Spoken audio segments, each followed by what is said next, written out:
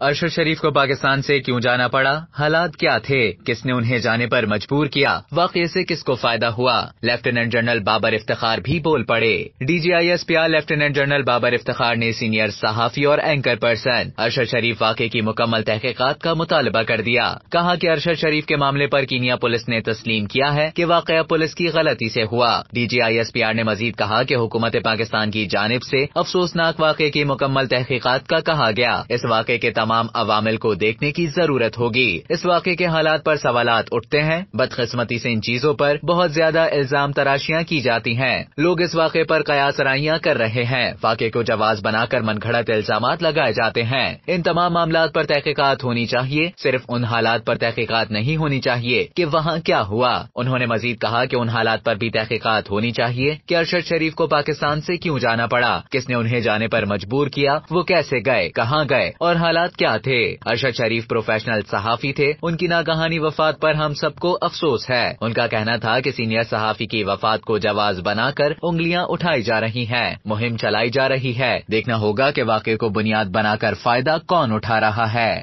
اب تک کے لیے اتنا ہی۔ مزید خبروں اور نیوز اپڈیٹس کے لیے ڈیلی جنگ کے یوٹیوب چینل کو سبسکرائب کریں اور فیس بک کے پیج کو لائک کرنا نہ بھولیں۔